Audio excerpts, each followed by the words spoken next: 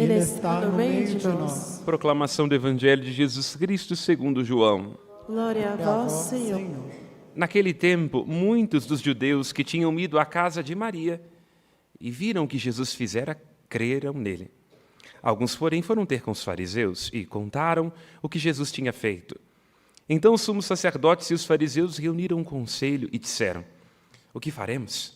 Este homem realiza muitos sinais.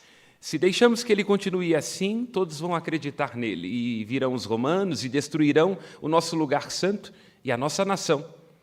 Um deles, chamado Caifás, sumo sacerdote, em função naquele ano, disse: vós não entendeis nada. Não percebeis que é melhor um só morrer pelo povo do que perecer a nação inteira?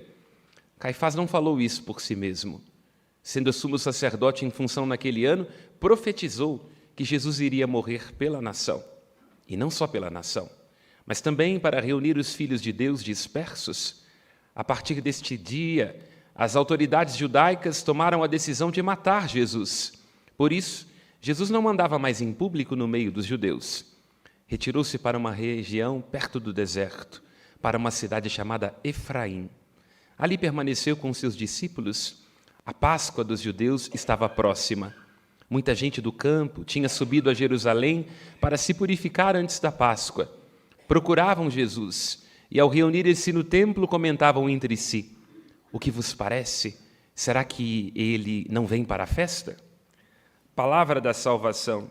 Glória a vós, Senhor. Pelas palavras do Santo Evangelho, sejam perdoados os nossos pecados. Amém. Podemos nos sentar.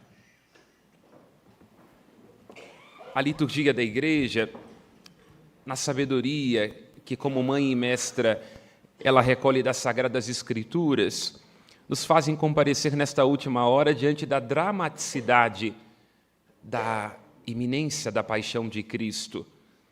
Os textos, com aquela teologia e com aquela sensibilidade própria de João, nos farão adentrar nos sentimentos mais profundos do Cristo, que é aquele que morre para salvar os filhos de Deus dispersos. É grande a ironia do Evangelho de João, na medida em que coloca nos lábios de Caifás esta solene profecia. Tomemos também Ezequiel, que na sua profecia também traz dramaticidade e poesia, o que está apresentado neste seu fecundo capítulo 37º. No versículo 21, precisamente, onde se diz: assim fala o Senhor Deus, eu mesmo vou tomar os israelitas do meio das nações para onde for e vou recolhê-los de toda parte. Há uma unidade semântica, uma espécie de eco, de relação entre os textos. Aquilo que é entendido em Ezequiel como uma dispersão, um momento muito concreto da história de Israel, onde o povo é arrancado de sua terra e de suas tradições, levado para um lugar estrangeiro, e a grande dispersão da humanidade, que é o pecado, porque todos nós, em Adão e Eva, fomos expulsos do jardim, que era lugar das delícias de Deus e de desfrutar das suas graças, para esse mundo, né, onde a gente tem que conviver com chefe, com cunhada e com síndico. Então, há uma dispersão que define a nossa natureza humana. Enquanto seres humanos, todos nós, em algum momento, fomos expulsos de algum jardim e somos condenados a buscar a nós mesmos. E o pecado é buscar a gente mesmo no lugar errado. Então, há uma unidade de compreensão nessa dispersão do povo de Israel, nessa dispersão que é a nossa própria vida, porque a gente está o tempo todo como estrangeiro, aqui e acolá, procurando se encontrar, a gente se encontra um pouquinho e depois se perde, e a grande dispersão da existência humana que foi causada pelo pecado. E é muito bonito, porque no versículo 21, o Senhor Deus diz: eu vou tomar os filhos de Israel dentre as nações. É bonita essa compreensão, né? Preciso trazer um pouco aqui uma imagem plástica, didática. Quando uma mãe ou uma avó, pai não, porque pai não costuma cuidar muito bem dos filhos, né? A mãe chega em casa depois e vê que eles estão sujos e bagunçados. Mãe e avó, ironias à parte. Quando a criança está indo para cair, aí a mãe vai, pega e puxa. Esse movimento que até as fêmeas do mundo animal fazem, né? Já viu? Quando você tem uma onça, ela pega o bicho aqui pelo cangote e leva para um outro lugar.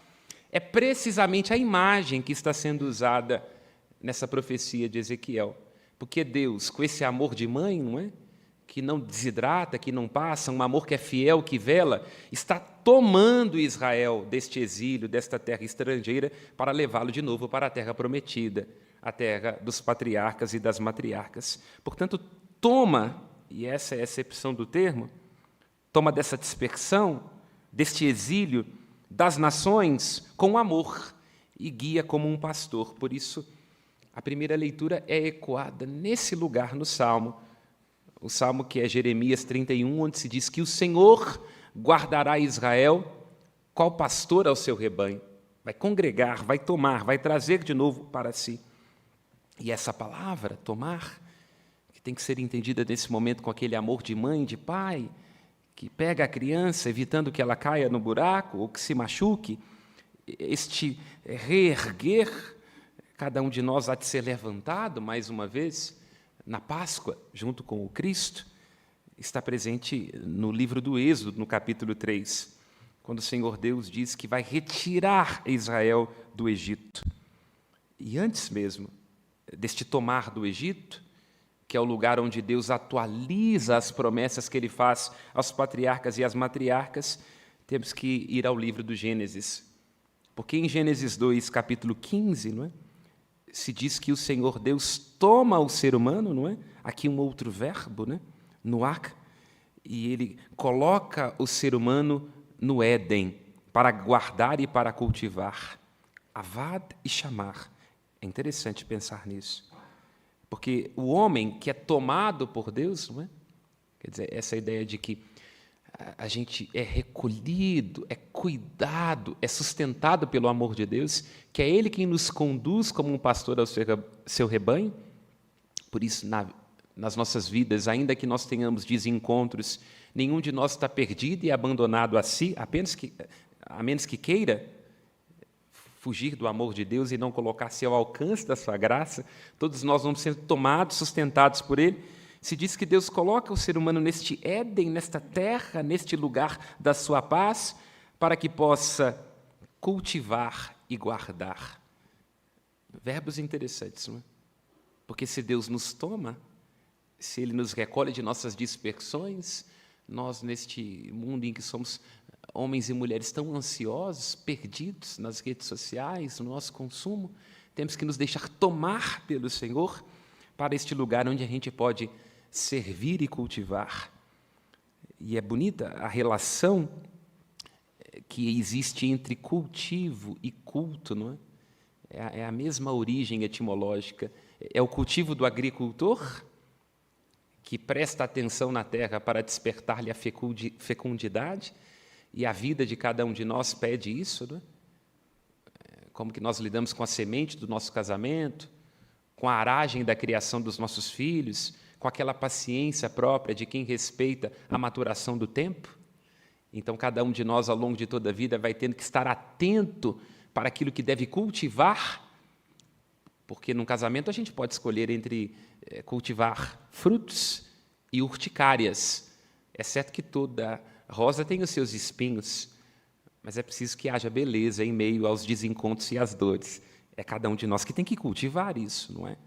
Porque o nosso coração humano e as nossas relações florescem aquilo que a gente planta. É preciso cultivar e vigiar, estar atento, não estar distraído, disperso, inclusive no próprio egoísmo. Porque às vezes a gente está tão preocupado com a nossa própria vontade, com os nossos próprios caprichos, que quando a gente assusta, a gente se esqueceu do outro. E aí, se eu sei apenas de mim e da minha vontade, do meu cálculo, da minha expectativa, o outro que está diante de mim vai se tornando um estranho. Por isso, o mandamento daquele Deus que toma o ser humano, que toma Israel do Egito, que toma o povo no exílio da Babilônia, que toma cada um de nós, é de que a gente tenha atenção para este cultivo, não é? Para este culto. É bonito pensar nessa etimologia, que a gente pensa que o culto, que o cultivo é apenas a novena, a prece, a devoção, a penitência. Não, não é? Há uma relação entre aquilo que faz um agricultor cultivando a terra, despertando a sua fecundidade, fazendo brotar da cana a doçura do mel, como nós cantamos, e também o sacerdote que no cultivo e no culto eleva as oferendas a Deus. Então cada um de nós tem que trazer em si, ao ser tomado por Deus, essas duas dimensões: cultivar, prestar atenção, recolher detalhes, e, ao mesmo tempo, neste cultivo, oferecer a Deus este culto. O povo de Israel, mais uma vez, está sendo tirado de uma terra estrangeira para voltar à terra dos pais, para guardar e para cultivar. E aqui chama a atenção no versículo 23 da profecia de Ezequiel, quando o Senhor diz que, ao tomar Israel, vai libertá-lo de suas infidelidades. Porque quando nós não guardamos e não cultivamos, quando nós não temos presença, estamos dispersos, a gente se torna adúltero. Adúltero não só no sentido daquilo que a gente pode fazer da cintura para baixo, mas adúltero no sentido de que a gente se torna infiel a si, de que a gente deixa de prestar atenção nos outros, buscando fora o que deve ser encontrado dentro daqueles que suportam conosco o peso da travessia, aqueles que costumam ficar com os nossos restos e não com a nossa inteireza, porque estamos dispersos nas redes sociais ou nos nossos próprios caprichos e nos tornamos adúlteros de Deus. Porque Deus pode nos pedir tudo, porque Ele é o único capaz de, ao nos pedir tudo, nos devolver a nós. Porque se um trabalho te pede tudo, se uma aventura te pede tudo, se um instante de prazer te pede tudo, vai te sequestrar de você. Porque eu trabalho tanto que eu perco a saúde. Porque eu me envolvo tanto nesses prazeres imediatos que eu sou um viciado. Mas em Deus não, não é? É por isso que Ele faz essa exigência no livro de Ezequiel, que é muito própria do livro do Êxodo, onde o Senhor Deus toma o povo de: eu serei para vós um Deus, e vós sereis para mim um povo. Deus é o único que pode nos pedir isso. Às vezes a gente pode pensar, por exemplo, que num relacionamento nós vamos ser todo pelo esposo. E aí a gente descobre, como costumo dizer, depois de 2 horas de casamento, que todo marido vem com defeito. Então, se toda a minha vida for o meu esposo, eu vou dar com os burros na água. Porque ele nunca será capaz de corresponder a tudo que eu preciso, na inteireza do que significa ter um coração que está aberto para o infinito. A mesma coisa com relação aos filhos, que tem que ser o objeto da nossa aposta, mas não do nosso investimento. Porque os filhos também não corresponderão exatamente a tudo aquilo que nós lhe concentramos de emoção, de afeto e de dinheiro. Porque todo mundo sabe muito bem que um filho para o resto da vida é sempre prejuízo, não é verdade? É bom, mas custa caro e dura. Então, só Deus pode exigir de nós isso. Nós somos todo para Ele, nos nossos afetos, na nossa sensibilidade, na nossa vida, e Ele é capaz de ser todo para nós, saciando essa sede que a gente traz dentro do peito, de plenitude e de realização. Por isso, estejamos atentos, não sejamos adúlteros do nosso amor próprio, do amor uns aos outros e do amor deste Deus, que se fez todo para nós e que nos convida a nos fazermos todo para Ele. E essa é, pois, na perspectiva bíblica, essa máxima expressão do amor que Deus tem para conosco. Neste amor que não desidrata, que transgride as leis do tempo, nessa fidelidade, o Senhor nos ama, às vezes, apesar de nós, e é o que Ele vai renovando em suas alianças. Ama sustentando nossas faltas, nossas incompatibilidades, e assim nos convida a este amor, hein? Que é cultivo, que é vigilância contínua, e essa sabedoria que a gente tem que ter, ensinada pela cruz de Cristo, que às vezes o máximo amor nem sempre será dirigido a quem a gente gosta. Às vezes, nem sempre a gente gosta de quem ama. O que eu quero dizer com isso? Que a gente vai perceber naquele a quem se dirige o nosso amor, o limite, a falta, a inadequação, a incompatibilidade, e aí nós perceberemos que não tem a ver com o outro, tem a ver conosco. É assim que Deus nos ama. E esse é o momento da profecia de Ezequiel. Quem estiver atento na vigília pascal vai ver esta leitura, onde em Ezequiel se diz: tirarei de vosso peito o coração de pedra, no lugar colocarei um coração de carne. Ou seja, o que Deus está querendo dizer com isso? É de que o amor que Ele tem para conosco não tem a ver com nossos méritos, com a nossa força, porque nenhum de nós seria merecedor do amor de Deus. O amor que Ele tem conosco é por causa da sua fidelidade e porque escolheu nos amar. E assim também nós temos que nos arriscar a amar uns aos outros para além dos nossos gostos, apesar do outro, vendo os outros como Deus lhes imagina. E aqui, é claro, terminamos com o Evangelho, porque se a mula de Balaão profetiza no Antigo Testamento, com menos virtude o faz Caifás. Um só deve morrer pelo povo, assim não perecerá a nação inteira. E João diz, sim, Caifás falou para cima de sua cabeça, profetizou aquilo que ele mesmo não entendia. Disperso pela sua soberba, tornou-se ele instrumento de uma profecia divina.